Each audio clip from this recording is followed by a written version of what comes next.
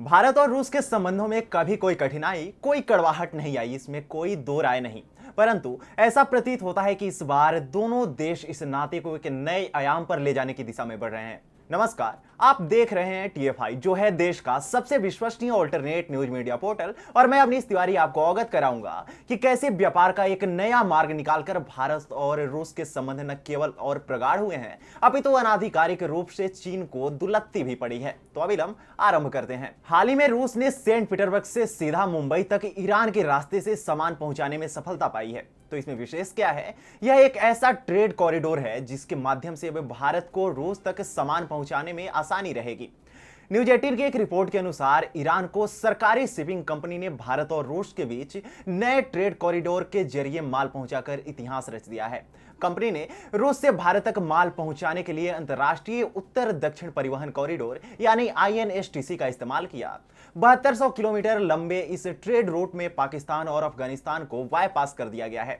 इससे भारत एक ही तीर से दो निशाने भेदेगा। अगर यही माल रूस से स्वेज कैनाल के माध्यम से भारत पहुंचता तो इसे 16,112 किलोमीटर की लंबी दूरी तय करनी पड़ती। अब इस ट्रेड कॉरिडोर के एक्टिव होने से न सिर्फ भारत और रूस के बीच ट्रेड में जबरदस्त इजाफा होगा, बल्कि ईरान और कजाकिस्तान के साथ भी भारत के व्यापारिक संबंध प्रगाढ़ होंगे। ये भी ठीक है। परंतु इसका एक लाभ यह भी होगा कि रूस से व्यापार करने हेतु भारत को उस मार्ग का अनुसरण नहीं करना होगा जिसमें चीन के जल क्षेत्र से होकर जाना पड़े। प्रारंभ में समुद्री मार्ग से रूस से व्यापार करने हेतु भारत को एक लंबा मार्ग अपनाना पड़ता था जिसमें चीन का हस्तक्षेप न हो, ऐसा हो ही नहीं सकता।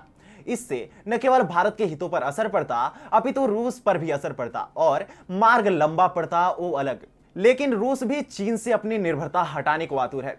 2020 से ही रूस अपनी रणनीति तय करने में जुट गया कि कैसे भी करके चीन की हेकड़ी को ध्वस्त करना है। टीएफआई ने पहले ही बताया था कि हिंद महासागर के ट्रेडिंग रूट को छोड़कर चीन अभी मध्य एशिया में अपने BRI प्रोजेक्ट और आर्कटिक में नॉर्दर्न सी रूट के माध्यम से यूरोप, अरब देशों और अफ्रीका तक पहुंच बनाने की कोशिश कर रहा था ताकि मलक्का स्ट्रेट पर से उसकी निर्भरता समाप्त हो सके। परंतु दुनिया की नजरों से दूर रूस मलक्का स्ट्रेट के साथ साथ मध्य एशिया और आर्कटिक में चीन के लिए परेशानी खड़ी करने की रणनीति पर काम कर रहा था।